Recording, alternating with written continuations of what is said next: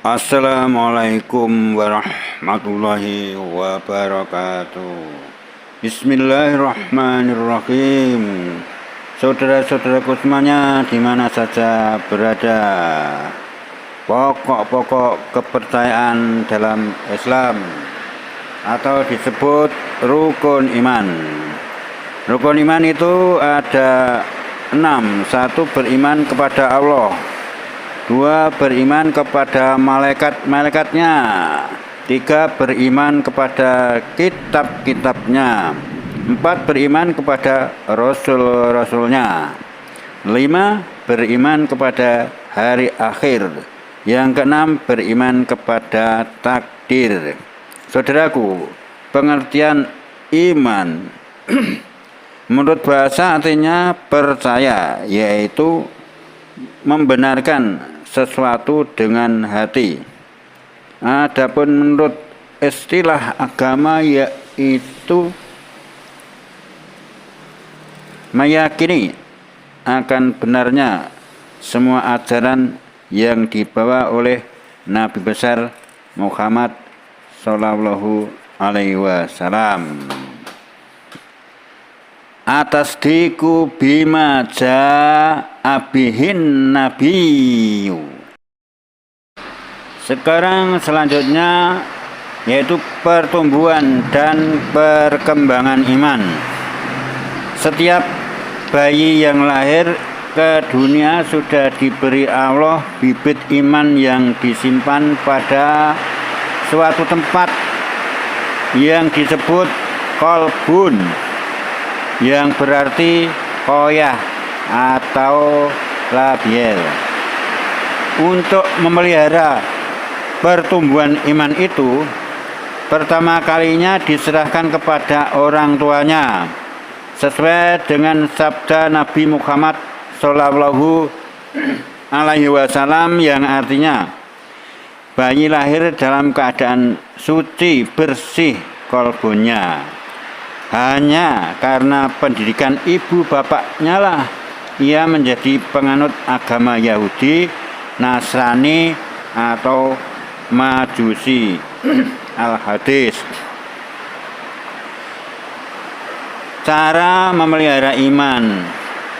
Kalau bibit iman itu kita umpamakan dengan sebuah biji dalam tumbuh-tumbuhan, maka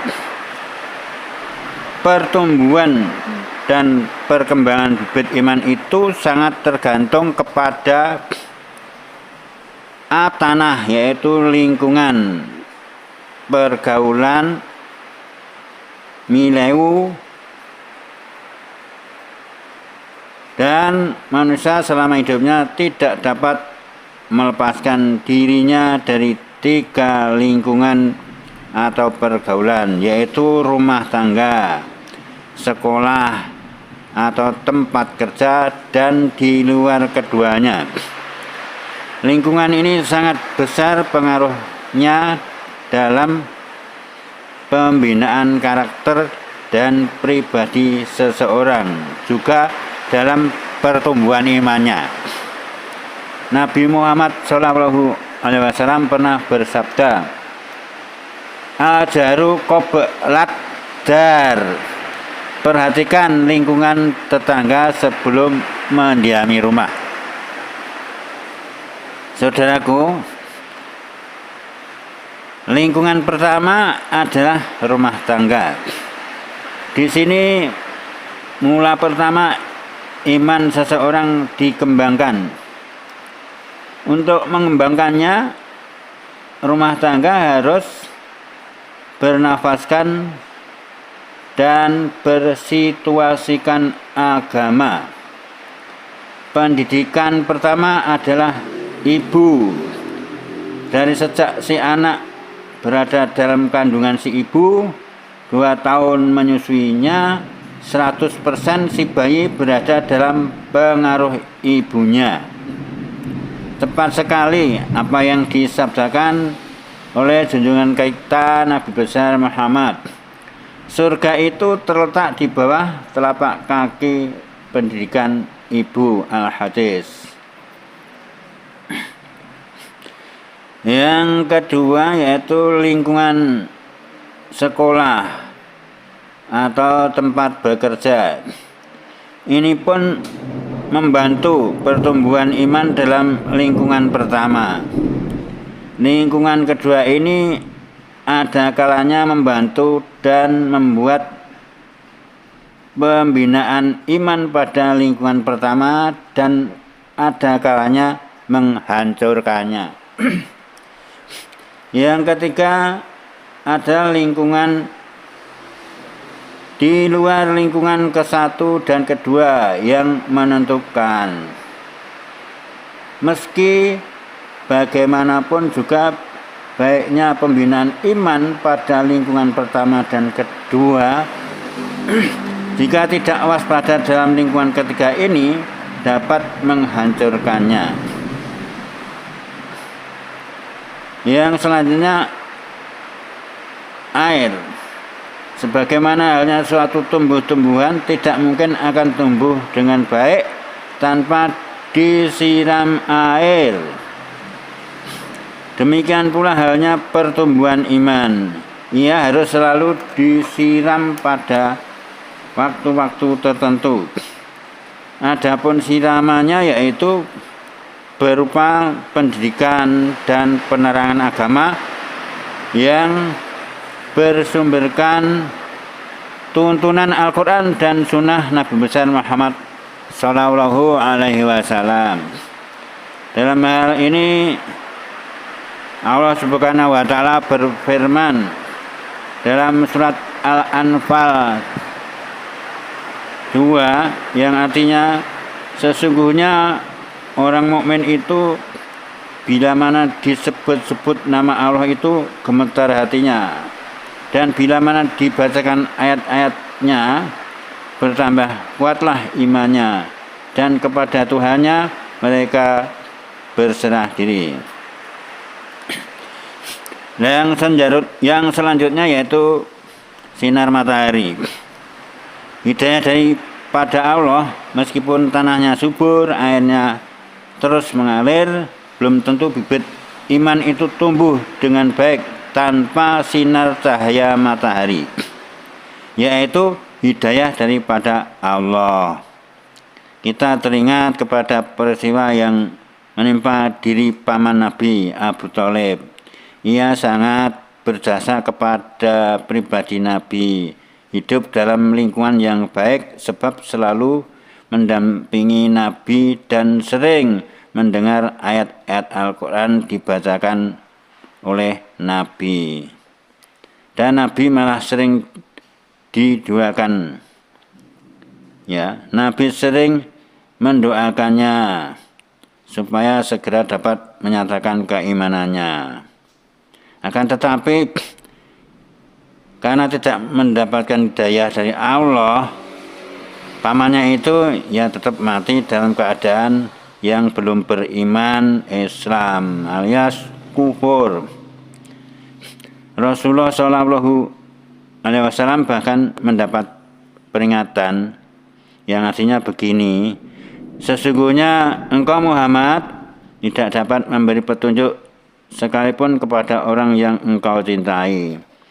Akan tetapi Allah memberi petunjuk kepada orang yang Ia kehendaki, dan Ia lebih mengetahui kepada orang-orang yang mendapat petunjuk. Al-Quran surat Al-Qasas ayatnya 56.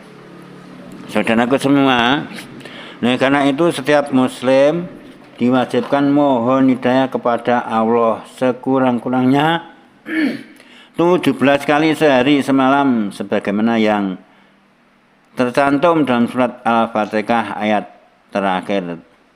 Tunjukkanlah kami ya Allah kepada jalan yang lurus, jalan orang-orang yang engkau telah memberi nikmat atas mereka, bukan jalan yang dimurkai atas mereka, dan bukan jalan orang-orang yang sesat. Yang selanjutnya yaitu pupuk atau ibadah. Beramal saleh demi untuk suburnya bibit iman. Ya, itu harus dipupuk. Ya, iman itu juga harus dipupuk dengan ibadah baik ibadah khususiyah terutama salat, puasa, zikir, membaca Al-Quran maupun ibadah yang umumiyah berbuat jasa terhadap masyarakat, gotong royong, kerja bakti dan lain sebagainya. Sabda junjungan kita Rasulullah, iman itu kadang-kadang bertambah, kadang-kadang berkurang. Ini al-hadis ya. Yang selanjutnya, iman harus dipelihara dari hama penyakit. Penyakitnya apa? Yaitu kemaksiatan dan kemungkaran. Setiap amal perbuatan panca indera yang tidak cocok dengan tuntunan agama disebut dosa. Nah, dosa itu merupakan titik-titik hitam dalam kolbun atau hati tempat iman itu. Sabda Nabi Muhammad SAW yang artinya manusia itu bila mana berbuat dosa, jadilah dosa itu titik-titik hitam dalam hatinya atau dalam kolbun tempat iman itu. Al-hadis. Bila mana kolbun tempat iman itu tertutup oleh titik-titik hitam, maka orang itu akan mempunyai 3 sifat. Summun, bukmun, dan umyum. Tuli, bisu, dan buta mata hatinya. Bila mana titik-titik hitam itu dibiarkan, tidak dihapus dengan istighfar dan taubat, ia akan menutupi sinar iman yang ada dalam hatinya itu sebagaimana firman Allah dalam surat Al-Baqarah ayat 7. Khatamahullahu ala qulubihim wa ala sam'ihim wa ala absarihim bisawatu wa lahum azabun adim. Allah menutup atas kolbun mereka dan atas pendengaran mereka dan atas penglihatan mereka dan penghalang, dan tetap bagi mereka siksaan yang berat. Iman itu diumpamakan dengan akar dalam tumbuh-tumbuhan. Karena akarnya kuat menghujam ke tanah, tegaklah batang tumbuh-tumbuhan itu dan lebatlah buahnya. Sebab akar berfungsi penegak batang dan penghisap zat makanan dari tanah yang menyebabkan lebatnya buah tumbuh-tumbuhan itu. Firman Allah surat Ibrahim 24 sampai dengan 25. Tidaklah engkau melihat bagaimana Allah membuat suatu perumpamaan kalimat thayyibah seperti sebuah pohon yang baik. Akarnya menghujam ke tanah dan batangnya ke langit. Ia mendatangkan buahnya setiap saat dengan seizin Tuhannya, dan Allah membuat contoh-contoh perumpamaan untuk manusia agar supaya mereka ingat kembali. Mudah-mudahan ada manfaatnya. Assalamualaikum warahmatullahi wabarakatuh.